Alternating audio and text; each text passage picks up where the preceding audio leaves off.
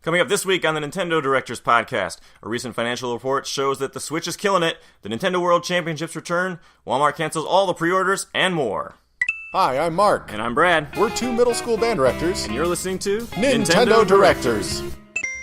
Hello, welcome to episode number 3002.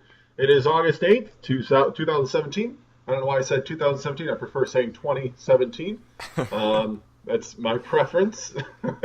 At some point, we're going to have to make that transition anyways. But yeah, I'm Mark, and here with Brad Beyer, and we are the two Nintendo band directors. We're the only two in the world. The only two? Yes. So episode 3002, we've been doing this for a long time. Our episode, this is the second, but also the 3002nd episode. Whatever. All right.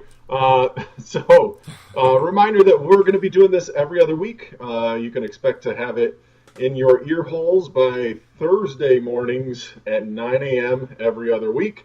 And that's kind of what we are. We're a bi-weekly or every other week. However, because bi-weekly can be both, I think. Yeah. We talked about bi-monthly, that. twice monthly. Yeah. Yes, whatever you'll get it a couple times a month, and we'll talk about video games and of the fun Nintendo stuff. variety. Yeah. Yes, of the Nintendo variety. We are disciples of Miyamoto.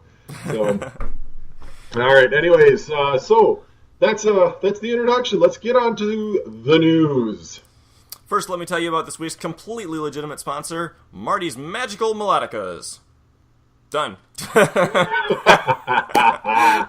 Yeah, Marty's. Thanks, Marty's, for supporting us with your fictional dollars. All right.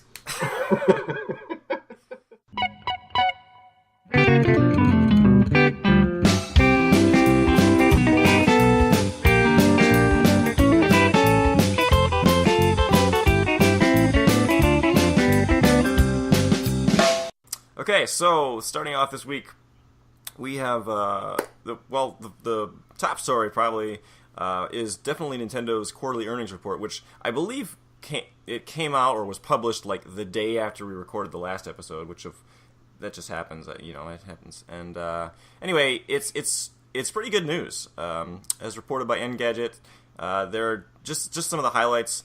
Nintendo has sold almost 5 million Switch units to date. I'm pretty sure that's worldwide. I think it's 4.7 was the number that they gave. 4.7 million Switch units. And that, of course, only references, the ones that people are actually able to get. They've had so many supply issues over the last several months. And so that's a pretty impressive number. They've already outsold the Virtual Boy. So well, there you go. they're rolling. Right. But that is good news. That's very good news. I think they've actually... And maybe don't quote me on this, but I thought I heard that they've already outsold the Vita, the PlayStation Vita. Oh wow! Vita. Yeah, that wouldn't surprise me either. Yeah, granted that's not a super successful platform by any means, but at least it had a couple of years to get to that. Yeah. Yep. Get to that number. So, almost 5 million Switch units and growing, of course. They still seems like they just. I mean, Mark, have you seen any in stores like? Just rarely. It's been I've seen it. I think on two separate occasions, and when I've gone back to that, like at a local Meijer store or whatever, and when I go back later in the week, they're gone, and so whenever they're there, they're not staying. So they're still hot items. I imagine with what is going to be releasing, up through the holiday season, it's still going to be a really hot item, but. For sure. And this is totally different, obviously, compared to the Wii U. I mean, I got a Wii U on day one, and I distinctly remember, later that week, or maybe 2 weeks or so, walking into a store, and there were tons of them just on the shelf there. So obviously, this is good news for Nintendo. So some of the other highlights in terms of games, Breath of the Wild, of course, phenomenal game. You'll hear more about that later, but that has sold over 3.92 million units. Which is interesting because I remember, right after launch, there were more Breath of the Wild copies that had been sold. than That is actual true. Switch. It had like 110% attach rate or something. Yeah. Well, and that's just which because is great that the Switch is caught up. So yeah, that's just because of the special editions and stuff. But right, you know, exactly. Even still, when that happened, that just blew my mind because the number of people, you know, you buy a special edition and then you buy a digital copy because you want that one, which makes sense. You know, I seriously, when I first got my Switch, I got it on day one, and I was like, I would really love to go completely digital. But I really want to make sure that I'm actually going to be able to play Zelda the first day because I didn't know how long it would take to download, and I didn't know if there would be, you know, if the server would be broken or, you know, any of those kind of things. And so I was like, all right, this will be like the one game that I purchase physically, and it's just going to sit in that tray the entire lifetime. So we'll see. So you're not going to take it out and taste it. All right, well. No, I'm not. Yeah. I did taste it. Did you try it? Yeah, it's awful. It's really, truly awful. I'm sure it is. It's like this bitterness that just immediately spreads over your entire tongue. Lovely. And after the 10th lick, I was convinced I was stopped. I was done. Okay. So. Gotcha. Moving on. Gotcha. And you gave some to your daughter too, right? Oh, yeah. That's how you teach them. So. That's right. That's right. Yeah, it also Mario Kart 8 Deluxe has sold over 3.54 million. That's so many. And it's a great game. I haven't played too much of it because I'm still stuck on Breath of the Wild, like completely stuck on that game in a great way. But I bought it. I had it on the Wii U. I think most people did. That had a Wii U, and you know, I was gonna pass on it with the Switch, but real battle mode is pretty awesome. Yeah. And then I guess I haven't done it yet, but I'm gonna.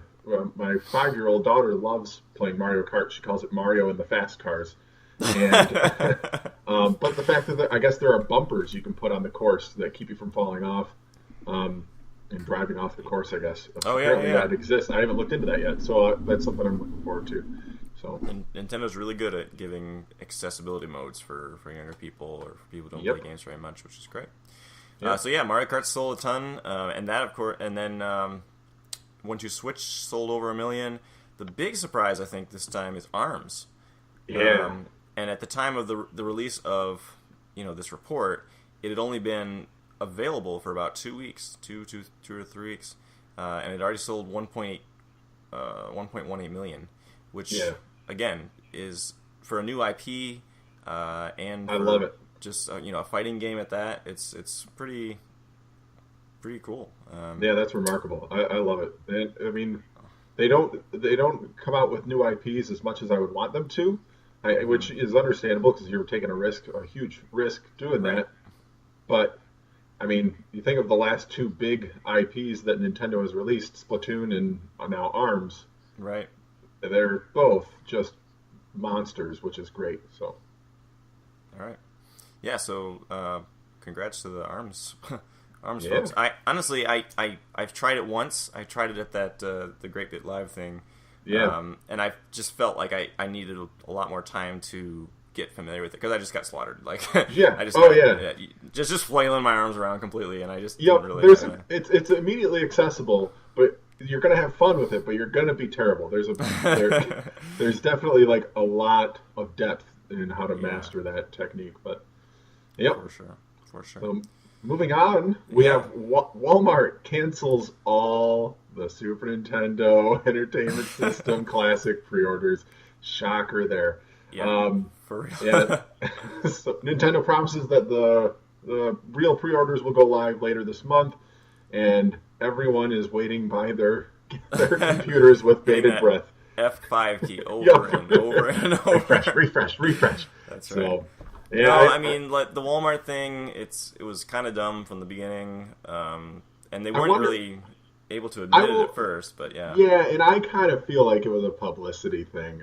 Really? Oh. I don't know how that gets made live and lasts through, through their inventory that they think they'll have. Yeah, like how does that not get noticed and shut down immediately? Like, I don't know. I'm the only thing I can skeptical. think Call of me is skeptical. it was like a Friday night or a Saturday night or something. Yeah. It was definitely on a weekend, so I don't know if that had anything to do with it. But yeah, it does seem strange that it would just kind of pop up. And yet, if it was a publicity stunt, I don't think it's garnered them any positive press. Yeah, maybe not Walmart, but yeah, I don't know. Yeah, It was so odd. All the entire thing was just odd. Well, yeah, because none of the other outlets had put their pre-orders up at the same time. And Right. So people were like, "I got one, but did I?" Right. I saw so many people on Facebook that are just like, "It's real. It's happening." And I was just like, "Really? Really? Man, I did not know this was happening." And Yeah. And it wasn't, apparently. Nope. But again, Well, it's so infuriating because later this month is all the official Nintendo's tweet would say, right. and so you're just like, well, I mean, I get probably that you don't want to. If people knew exactly when it was going to go live, like you just destroy the servers and destroy the websites. But still, it's frustrating that we have to play this guessing game, and they continue to assure us that there will be significantly higher stock. But what does that mean? They'll be live for like 10 minutes instead of 1? Right. Yeah. It's a frustration, but it's also exciting, So. Right, and that's the thing with so many Nintendo products. Sometimes, well, not necessarily, but like with Amiibo and things, there's that big shortage, or sometimes the hunt for one is more exciting than actually using it. Totally. I mean, I think the main reason you get this one is for Star Fox 2, but I mean that's been available through emulators for a while, but still want it on Switch. Yeah, no kidding. And I know they'll never do this, but I really just want them to release the NES Classic disc, or not disc, but like the digital file, right, or the Super NES Classic game. Even if it costs $80 or something, I'm fine with that. But they won't. Yep. Because they're Nintendo. Well, go ahead. I was going to move on. That's fine. To this exciting story. Yes, this next story is everything that I ever wanted, and it's returning I think this is the second time it's returning, so the third time they're doing this. The Nintendo World Championships are returning, and there are going to be, let's see, we got qualifiers. There are going to be 4 weekends in 8 locations: August 19th and 20th in New York and San Francisco, August 26th and 27th in Chicago and LA, September 2nd and 3rd in Minneapolis and Dallas, and September 9th and 10th in Seattle and Miami, and that's going to be at Best Buy locations. And I'm really tempted to make that 3-hour drive to Chicago and wait in line. Oh man, it would be sweet. But now the question is, this is the qualifying game, I believe, is Mario Kart 7. Yep. Now you're a big Mario Kart guy, but you never had a 3DS, is that right? I didn't, and I've played Mario Kart 7 once, and I'm still confident that I could beat almost anybody in it. That's great. That's great. I don't have an ego except for when it comes to Mario Kart, because Kart is my game. But yeah, so, and then totally the champion. Oh man, I'm tempted. But yeah, the championships are in New York City on October 7th in Manhattan's Grand Ballroom, and oh man, the problem is we're both band directors, and this is all in the middle of marching band season. So just got to submit the paperwork to superintendents and whatnot. Hey, I need a sabbatical for the most busy part of the school year. Yeah, I think it is on weekends, or at least that first one is.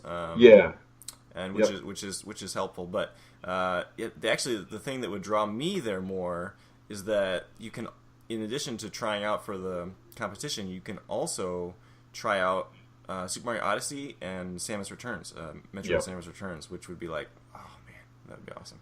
Yeah, it would. But then again, who knows how long the lines will be, and it is. I know. I kind of wish that instead of in Chicago, they'd have the qualifying round in Manistee, Michigan. Right. Put it where no one no one goes. Yeah. Yeah, and announce it like the day before so no one can get work off, and it's just like driving distance for me. Right. For sure. Because Chicago, it's gonna be swarmed, but it'll be an awesome experience. But yeah. But yeah, I mean, just the Nintendo World Championships in general. That's awesome. I'm assuming you watched all of it. Was it 2 years ago at E3? Yeah. Yep. All the And they did proceedings that. of that. Yeah. What wasn't the finals of Mario Maker level or something like that? Was that the finals? I know Mario Maker. They had made these crazy levels for it. I don't Yeah. recall exactly what the finals were. Yeah. But yeah. Yeah. It was sweet though. They had And Mario Maker. They had Splatoon. They had that's right. Splatoon was in it. they had Smash Brothers. They had Yep. they had to play the original Legend of Zelda, I think, and get through the first boss. Just Oh, really yeah. creative stuff like that. Very fun. Yep. Very fun. All right. So looking forward to that. Next, we have another story coming about Capcom, of course, and they are planning to make more Switch games in the wake of Ultra Street Fighter 2's success. Which I gotta say, there's a couple things about this story that I'm very glad, of course, that they're going to be making more Switch games, and I'm also very glad that let's just say this: when they did announce at some point earlier this year, they're like, we're using Ultra Street Fighter 2 as our gauge for whether we will do more on the Switch, right? And that concerned me a little bit because that game, of course, is a very, very old game with very few good new features, and it was $40. Yep. And so it had a lot going against it, I think. And it ended up selling, I think it was like 450,000 units or something crazy like that, which is, again, great. So in spite of the fact that all the things were against it. So I was kind of down on that. And since this announcement went live, there was another one that came out saying that Resident Evil Revelations 1 and 2 are their first sort of next confirmed releases, Right. which is cool. But here I'm sitting and thinking, Capcom, you are the Mega Man. Yeah. You are the Mega Man machine here. Why the heck would you not like? It's absolutely stupid that the Mega Man Legacy Collection is not on Switch, or both the first one and the sequel. They're not on Right. Switch or any Nintendo platform, I think. And then just recently, a couple months ago, they released the Disney Afternoon Collection. Are you familiar with that one? Yeah. Oh, yeah. That, I Why don't the know why heck that, didn't we? Yeah. And it fits so perfectly on a Nintendo console. It just doesn't. Yep. Those games So- were born on Nintendo consoles, you know? Exactly. And exactly. now, yeah. So one step forward, two steps back at this point. But maybe they get this Resident. Yeah, maybe I guess. Certainly, Capcom seems like a company that goes by the numbers. So Resident Evil must sell. Yeah, So it maybe does. It does. That's their rationale for that. But Yeah, and if it sells well, maybe we'll start getting those Mega Man and Disney Afternoon collection. I'd be A-okay with, even if we get it a year later or 2 years later, whatever. I don't care. Right. I want those. So yeah. Yeah. All right. Next, there's Metroid Samus Returns comes out on September 15th, and maybe if you want to interact with us you could send us messages. We'll talk about that later, but you can comment on our Facebook post as well. Is that something that people out there are going to be playing? How many of you are planning on playing that?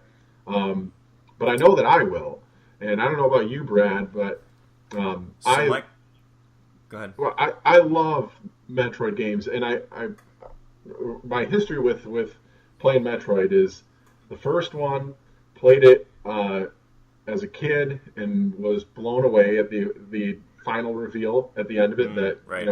Samus takes off the helmet and you go, oh, it's Eddie Vedder, or never the long hair. No, it was like it's a girl. Like this, it was mind blowing as a kid. Sure. And then Super Metroid, I'm convinced, is a top 10 game of all time. It's an amazing video game. I didn't play like the Fusion and stuff like that on Game Boy Advance, but I did do the Prime series, and oh man, so good, Wow. so good. So I'm really excited for Samus Returns. How about you? I'm very excited for it as well. I'm a little curious before I go into my little history. How are you going to play this if you don't have a 3DS? Well, I have a couple friends who have it, and Oh. I might just kind of have to borrow it from them. They don't know this yet, but Right. That's great. Yeah, so I'm definitely looking forward to playing this for a couple of reasons. I mean, my history with Metroid actually started, the very first Metroid game that I played was Metroid Prime. And that I went in basically knowing almost nothing about the series other than hearing that people were very excited about the upcoming release of it online, and that when it came out to incredible reviews. And so I was like, all right, I'm gonna definitely try this and get into it. And it became one of my favorite games of all time. The original Metroid Prime, it so captured the essence of what Super Metroid, what I later went and played Super Metroid. It created that essence of that in 3D, just like they had done with Mario, just like they had done with Zelda, with Ocarina of Time, when they transitioned to the N64 and then the GameCube, going to that 3D, and so it just was such an engrossing environment, and it introduced the scanning technique, and then it used you felt like you were constantly growing and being empowered, and then going back to all those old areas, just the Metroidvania style, but in 3D, which was, for a completely untested developer in Retro Studios, was just an amazing accomplishment. They knocked it out of the park. Absolutely, and so that kind of got me excited about the Metroid series in general. But after playing Super Metroid, and talking to some other friends, like I had a friend who went through and played the original Metroid just because he loved Super Metroid, and he's like, "Dude, Brad, this game is awful," or it's just like it's so hard to go back to after you've played the other games, because the original game is you just get completely lost. There's no map. Every room looks the same, and you eventually if you don't have that like 8-year-old, I'm gonna just keep playing this until something happens mindset, like it becomes very difficult to play. And so that, and then the release of Metroid 2 on the Game Boy, which I never had an original Game Boy, and so those were kind of barriers to entry. But this game, Samus Returns, going back to Metroid 2 and being sort of a remake of that, really intrigues me because number one, I'm sure it will be updated with many modern game sensibilities and having a map, obviously, and colors. Besides, you didn't like the. I always called it pickle juice green. Pickle juice, but, okay. Yeah. the vomit, yeah. Okay. Yeah. So yeah, and as I watched the footage from E3 and following, the one thing I think I'm most excited about for this game is the counter move, the melee counter. Have you seen that? No, tell me about it. So it's basically if an enemy gets close enough, you can do this counter move that will your arm will come up and like smack it in the face, basically. That's cool. And it'll push it back, which was always, when I played 2D Metroid games, that was always the thing that frustrated me the most, was because these flying things, whatever, would be going around, and then all of a sudden they just come down and go, and if you're not like lightning fast with your reflexes, they always hit you, and Metroid enemies sometimes take a ton of damage, and so you get frustrated. So in this case, all you need to be able to do is anticipate that a little bit, and then you push this counter move, and it not only do you not get hurt, but the enemy gets hurt, and it also plays into some of the mini bosses that they have. So it's a required move for you to do to be able to like smack down on this one kind of enemy at some point or another throughout the campaign. And so it's a really, really interesting feel, and from what I hear from others, and even just watching there was a 3D trailer that went up on the 3DS eShop, that if you just watch that with the 3D turned on, it's just gorgeous, like with the way the backgrounds fade in and out, and it's really exciting. So I'm very, very pumped to play this. It's a new Metroid game, and after so many years of no official Metroid anyway, and then getting this and a promise of Metroid Prime 4, I couldn't be more. Life is good. Life is good, for sure. All right. Well, next we'll kind of go rapid fire through these next few ones. There's Dragon Quest Builders 2. It was just recently announced that it's not only coming to the PS4 but also to the Switch, which is great. You got Square Enix releasing a fairly large title on the Switch, which is exciting. So tell me about that a little bit. Think Minecraft, but with like a purpose. It's not, which is not in any way like a slight against Minecraft, because I love Minecraft. I think it's endless fun. I always refer to it as infinite Legos. Um, and because I usually play it on creative mode, and Okay. I love being able to build whatever I want to build. Hmm. But yeah, so I'm excited for that. It looks great. I've always enjoyed the Dragon Quest world and universe, I should say, and Hmm. it'll be a lot of fun. I anticipate it being a lot of fun. No release date yet, but that will be a must-have for me.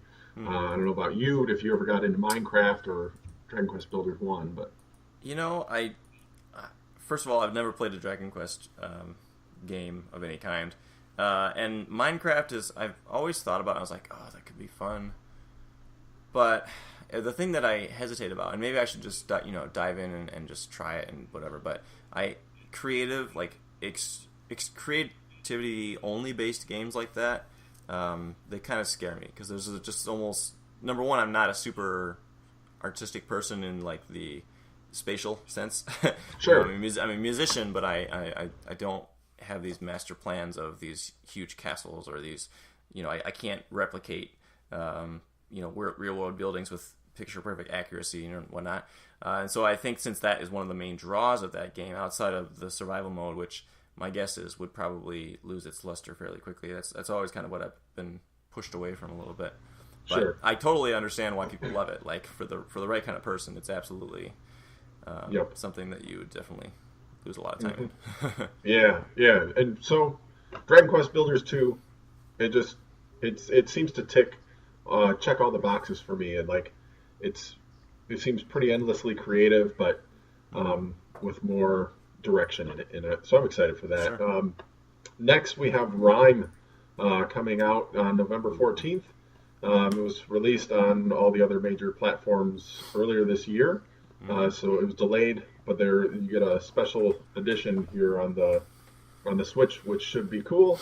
That releases in North America November 17th, or sorry, November 14th, and then the 17th is in Europe for all of our European listeners. But the eShop version will be priced at $29.99, and physical edition will cost $39.99. But Which that'll is the way it include the should be. game. Yeah, yep, and that'll include the game and the digital soundtrack. So you might be able to hear my kids screaming right now. My 2-year-old, I think, is throwing a little bit of a tantrum. But Sweet. it's That's all right. but that game, I haven't looked into it too much other than like a few short clips and pictures. It kind of seems, I don't know, if you looked into it much, it seems almost like Zelda Breath of the Wild almost. But it So looks cool. it's actually I would describe it as a mix of a lot of different styles of game. I haven't played it myself, but just from the aesthetic of it, it kind of mixes, some Breath of the Wild, some Wind Waker. If you've heard of The Witness that came out, was it last year or the year before? It was. It's just got a lot of these. You're on this deserted kind of island. You have this. This. I think it's a dog or a fox or something that you can. Isn't there? Is that what I'm thinking Yeah, I think correctly? so. Yep. And you're solving puzzles on this environment, and it looks interesting. I think I would have been more interested in it if if if I hadn't played Breath of the Wild recently. But yeah, and I might check it out when it comes out for sure. All right. So Yeah, it looks. Yeah, I think if there's a demo, I'll definitely get it, and then maybe I'll make a purchase after that. Next, we have Retro City Rampage DX. It launched on the Switch eShop on August 3rd, and it retails for $15, which is a slight disappointment for me, considering it's almost a decade-old game now, I think. And yeah, but what I think is remarkable is that it only takes up 24 megabytes, all which right. is awesome. That's a Right. that's a few texts with emojis. Well, There you go. maybe a little more than that, but still, that's a small file, which is Yeah. great for internal memory, purposes. So, Right. I'm, Now, I what love, did I you do? loved. Well, I loved. I haven't purchased it yet, but I loved Okay. Retro City Rampage. I downloaded it on the Wii, Hmm. and I've played like 2 missions in it, and then it just turns into chaos for me, and it's fun. it's 2D Grand Theft Auto with retro flavors. So, Sure. anyways, I'm excited for that. I'll get it at some point. Maybe if they put it on sale for cheaper. So Right. that's kind of my take on it. But and then the last bit of news here: Ubisoft has confirmed that, and I say Ubisoft. I don't say Ubisoft. So I don't know what you say, but I say Ubisoft. So, Ubisoft. okay. All Or right. Well, I don't know. I think I go back and forth. okay. So Whichever seems more in vogue at the minute. Ubisoft has has confirmed Mario plus Rabbids Kingdom Battle releases August 29th. They've confirmed that it will not support 1080p resolution. Instead, the game will run at 900p when docked, and then it'll be 720p when you're playing portable. But besides that, the game will only run at 30 frames per second. That's docked and portable mode. And I want to know, should this be cause for concern? My answer is no, because the game looks great. And No. I mean, it's Mario and Rabbids in an XCOM type game. I don't see how that's in any way not awesome. So I don't know, that appeals to me hugely. So I don't care what it runs at. It could run at 1p at 1 frame per second, and I'd still slog my way through it. Right, right. Yeah, I gotta be honest. The P's just they don't appeal to me. And so, I mean, yeah, obviously there's a threshold where a certain level of performance will make you be like have really awful frame rates or just not look great. But at the same time, there's a huge range there where it's fine. Right. Like you're saying, if it runs at 30 frames per second and it's consistent and steady, Yeah, I it's fine. can't even notice the difference Right. between 30 and 60. I think most people that say they can are lying, in my opinion. But That's right. I really don't care about all of that, because I mean, it's a turn-based tactical game, so it doesn't need to be 60 frames per second. You're not. Right. It's just, I don't know. I know some people are complaining about it, and I think those people just, I don't know. They need to find other things to complain about. And here's the thing: like people keep saying, "Oh, we're on these super modern consoles. There's no reason we shouldn't be able to have games look good and play with good performance."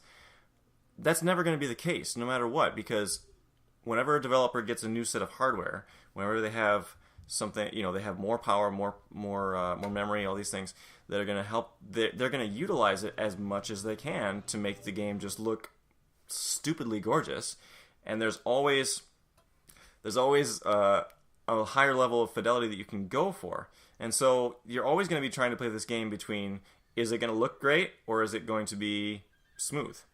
And so I don't understand the argument that just because we have these super modern consoles that you're not going to be fighting frame rate stuff. Personally, I tend to, I think we're at the point for sure where games look great almost no matter what. And so frame rate is where I would kind of put my money, particularly as it relates to a console that's portable as well as being on the TV screen. So I'm not too worried about that. Yeah, if it's steady 30 FPS, cool. That's a win. So, well, all right, that's the news. Next up is what we've been playing.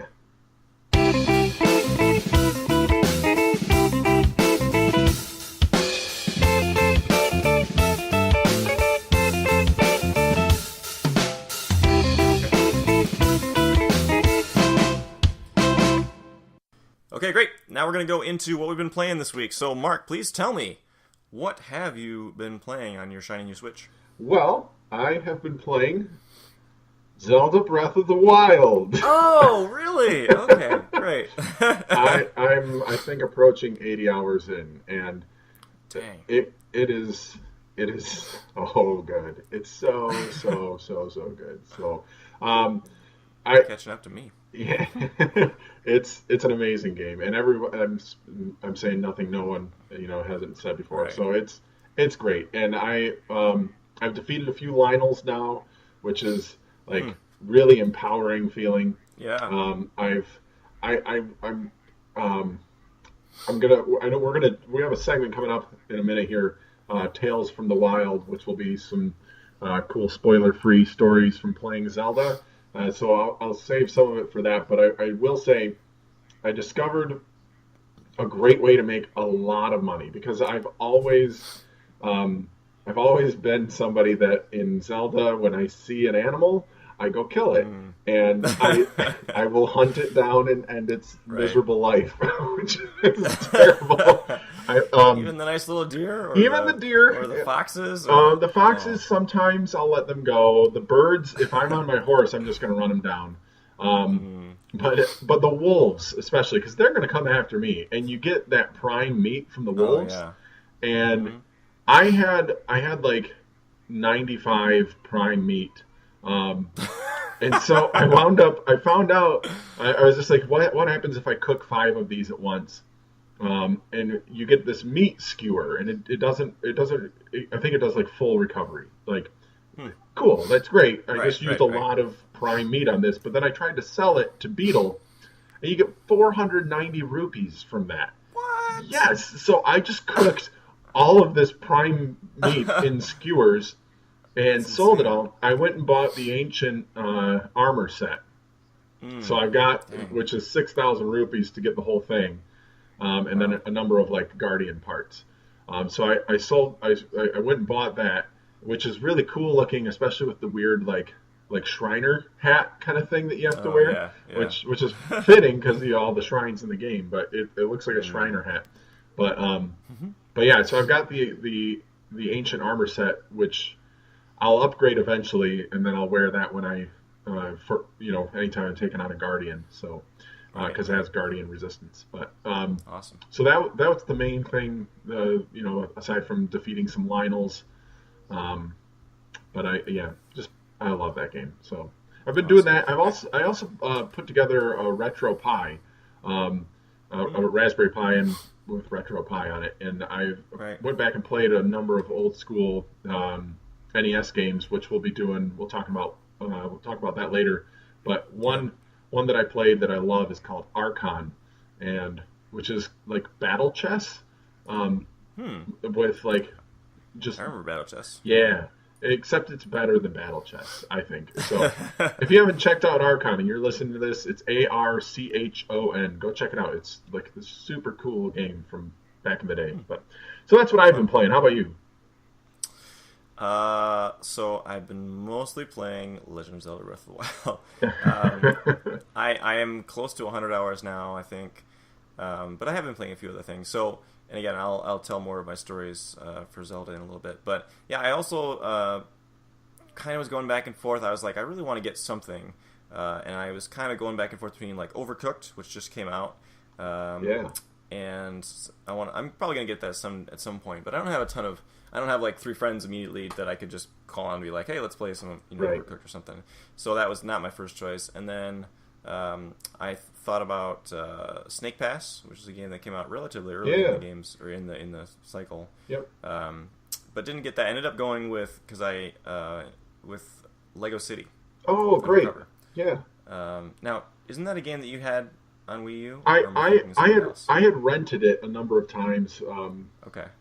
I in my old house, I lived right next to one of the last video stores in the world.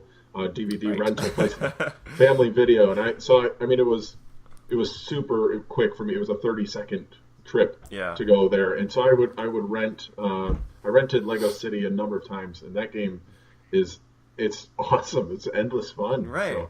It's so funny. Like the writing and the dialogue is just super fun and witty, and I haven't played a ton of it just yet. But one of the cool things that they added to the new versions, PS4, Xbox One, and of course the Switch. Is you can do co-op with a friend. Nice. And now it's not like a brand new, story or systems or anything. It's literally just a different colored double of you walking around. Sure. But it's still pretty cool if you have a friend you want to play that with and go through the story with. That's awesome. So I'm looking forward to getting into that at some point soon. And then I was also playing some stuff on my PS4, getting back into Metal Gear Solid 5. Nice. All right. Which is great. Cool. All right. Well, we've got a new segment right here that piggybacks on what we've been playing. and it's Tales from the Wild. So this will be some spoiler-free stories from playing Zelda. Why don't you take the lead on this one? Sure. So, again, the idea of this is just to kind of tell some cool things that we were able to do in Breath of the Wild that doesn't give any story spoilers or anything if you haven't finished everything. Heck, I haven't even played any of the Divine Beasts yet, and I'm 100 hours in. So, but just fun things that you discover that that you can figure out to do. But so I had. Can I make one suggestion really quick? Vah-Ruta. That was my first. That was my first Divine Beast. I did that. You need to do Vah-Ruta. That's which one is that? That's in the Zora domain. Zora domain. Okay. Yeah. I think I'm down near the Garuda one, but okay. The bonus you get from that one is great. I'll just leave it at that. So go ahead. All right. Okay. Carry on. So you mentioning getting the ancient armor did remind me of one other thing before I get into my other one. I didn't get the entire armor set because I didn't have enough of the Guardian pieces, but I did get one of the pieces, and then I got some of those ancient arrows. Nice. And so you were talking about that, and so I recreated, or to the best of my ability, I had a blast recreating do you remember the very first introduction teaser trailer we got for Zelda Breath of the Wild before it was even called? Yep. That, where Link is just sitting on his horse in the field, and all of a sudden the Guardian comes crashing towards him, and then he, runs away in his horse, and he does this huge leaping, spinning thing, and then he shoots it, and it's just so great. The most exciting trailer I've ever seen. So. Oh, it was so good. And honestly, when I saw it, I was like, oh, this is a cool tone piece. It'll never actually be able to do that. It's just It was just like this is some of the characters, and this is some of the setting. I was able to do it exactly. That's awesome. Much. That's awesome. And I'm so I cannot believe that, and I guess I should. Did you find the location, where that happened in the trailer? Was that I didn't, but just the idea of a Guardian coming chasing after me, flying away on my horse, turning around, doing the. I love the fact that you can do the spinning jump off of your horse, and then you go into the slow mo mode, and your arrow opens up, and then yep, it's just. So cool. That's so cool. Awesome. And so I ended up doing that multiple times just because I wasted all of my arrows, but and they're expensive. They are. But it was so much fun just because I had no idea I'd be able to do that, which is great. And then another fun little thing I was doing, so I don't know how much you've later in the game you get this kind of if there's a side quest kind of like in Wind Waker when you had to take pictures of everybody and get the statues out of them. We call it the compendium in the Breath of the Wild, and so I was like, man, I've got all these things in my inventory. I bet you there's a lot of them I haven't actually taken pictures of. So I was doing this really dumb thing for 20 minutes of hold an item, throw it on the ground, take a picture of it, pick it up, hold an item, throw it on the ground, take a picture of it. And so I was doing this, and it must have looked really dumb, but I had a really interesting thing because where I was doing this was I was on some grass. And I was near a sort of a cliff face, and so I was throwing things down, and I happened to come to my bird eggs in my inventory there, and so I threw the bird eggs down, and I forget why, but for some reason I picked it up again. Maybe I was just I had a brain fart or something, and I just didn't actually take a picture of it or whatever. Sure. And so I picked it up again, and after I had thrown it down in the grass, and I picked it up again, and then I was like, come on, Brad. Think, right. Do what you're supposed to. And so I just happened to turn around before I did that. I turned around and just kind of walked around a little bit on that rock face. And then I was like, okay, let's get back into it, get refocused.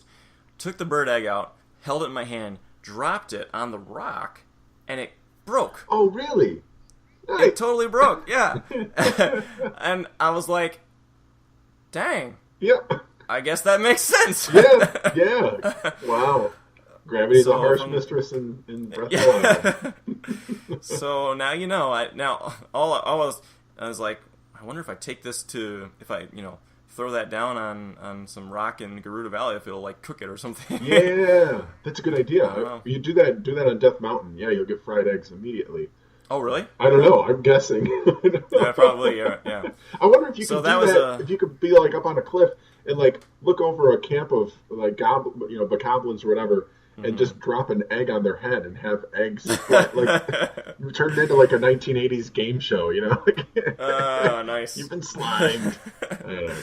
Yeah. Yes. Well, my tale is actually a continuation from last episode 2 weeks ago, when I was talking about my trip to Goron City with Link making applesauce while engulfed in flames. I found out that was, and I guess to not much surprise, that was not a unique story.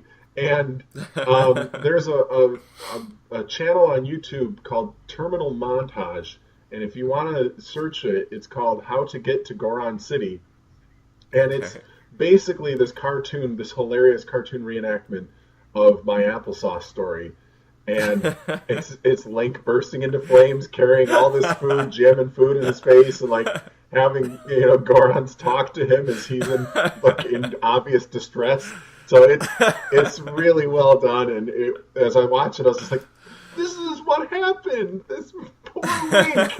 He's had to endure this many times." And what I found out from that, this is a really small spoiler, because obviously you're going to find something that makes you able to withstand the fire, the heat. I was like 20 steps from getting to an armor store where I could have bought fireproof armor, and it shows that in the video. So I made it there. I actually went through the hassle of that, and then I didn't get the fireproof armor. So, poor Link will have to endure that run again. So whatever. All right. Awesome. So that's what we've been playing. Let's move on. We've got a retro game review coming up next.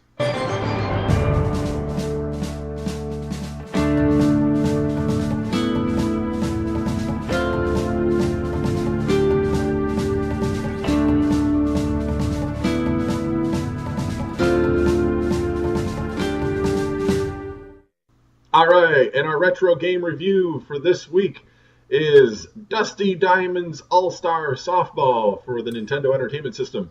We heard about this last week. Yeah. I suppose I unintentionally teased it, but I was playing that game again recently on that RetroPie, and I own the cartridge as well.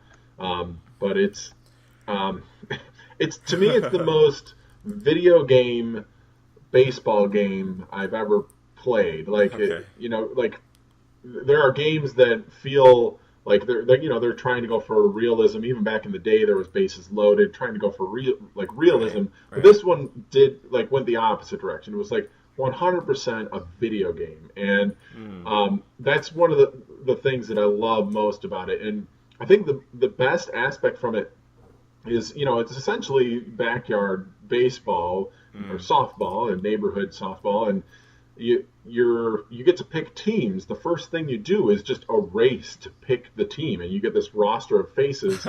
And yes, it's real time. It's not taking turns. So and it doesn't show any stats for these people. It's just their face. So it's kind of like picking a neighborhood team, except instead of taking turns, it's just, I want this person, I want this person, this person. And they all have names, but so you're just basing it off of faces. And in the Japanese version, they're actually like, there's a character in the American version called, I think Froggy or something. And in the Japanese version, he actually looked like a frog. So in the game, when you're playing with him, he kind of hops across the baseline when he's running the baseline, the base path. And, which didn't make too much sense, but in the Japanese version, when it's like, oh, it's this anthropomorphic frog, that makes sense. Like, okay, Froggy, yeah, he hops.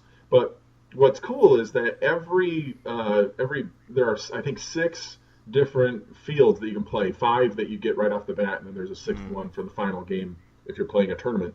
But each one has its own neighborhood rules.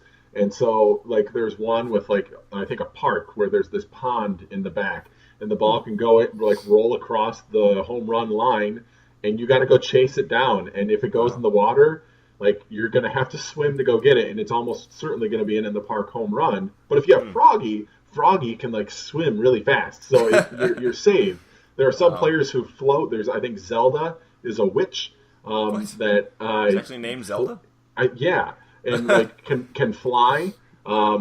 There's Diablo is this like devil-looking creature with a club for a bat. Okay. Really slow running the bases, but can like smack a home run pretty easily.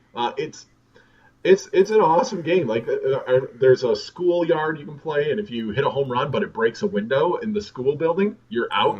Oh, man. So like it's a true video game in a softball package. So that's what I loved about it. A game that almost beats it in that like quote unquote video game aspect would be Base Wars, which was this robot baseball game when if you were going to be tagged out at a base, then you'd go into this little battle and you could upgrade your robots that was like Dusty Diamonds is what takes it for me. Did you ever play any old school baseball games or Dusty Diamonds by chance? I never played Dusty Diamonds because they didn't have it at the local video store, at least that I know of. Yeah. But I did play this one great baseball game. It was called Bad News Baseball. Did you ever play that? Yeah. Yep. Old school. And I really appreciated this game because, like you said, it was very, very gamey and purposely so. But I just remember like the umpires were like rabbits. And they would have these black uniforms on with the super long ears hanging out, and they had the very iconic like whenever there was a sliding play somewhere, you'd be like safe or out, you're out, just simple things like that. But there's just some character to it, and they were all it looked like they were in a real baseball stadium, but they were all just kids playing, right? So they just had like their names, if you will, were just Danny or Johnny or so and so, and I think I want to say it was Johnny. Johnny was always the best player on the team, at least for the team that I played for. And so I'd always put him fourth, and he would smack a home run or whatever, and it was great. That's awesome. Of course, in the old school days, the audiences in the stands were just these like waka waka waka waka, kind of faces that open their mouths and close their mouths over and over again. But again, just a lot of character and a lot of fun. I was actually, between this and I think it was RBI Baseball, and maybe Bases Loaded too, I think. I seem to remember being very bad at them. I don't ever actually remember like enjoying playing some of them because I was just so... Or I was either really bad at them or way too good. I think it was... Because obviously there's different difficulty curves for different baseball games, right? So I think it was Bases Loaded that I would like... just get like so many runs that it would go over it would like go over 100 or something, and it would become letters like AA or ABA or something like that. And then like other ones where I think it was Bad News Baseball, I was just really bad at it, and so I found more fun in trying to I just want to get a couple home runs in this game at some point, Right. I was never very good at fielding and whatnot because some of those controls in the fielding were very finicky. Yeah, and they changed from game to game. Like I remember Roger Clemens' MVP baseball in the NES, changed the perspective when you threw it to a player, and you were the camera went behind the player, which was cool looking. But then it was just like, wait, do I press up an A to throw it to second base, or is that going to throw it from my down perspective, to home or something? Yeah, it was. So that was. The control mechanism always took some time to figure out, but yeah, with Dusty Diamonds, it was the standard up an A to throw it to second base, down an A to throw it to home. But if you are looking for an old school baseball game to check out, softball game, check out Dusty Diamonds All-Star Softball. It was made by Broderbund. Broderbund. Oh man. Yes, yeah. Old school. Legacy of the Wizard, some other great games, but. Super and Carmen fun game. San Diego, of course. Oh, that's right. So, so anyways, what's your verdict on that? Yeah, I was gonna say I would rate that. Probably.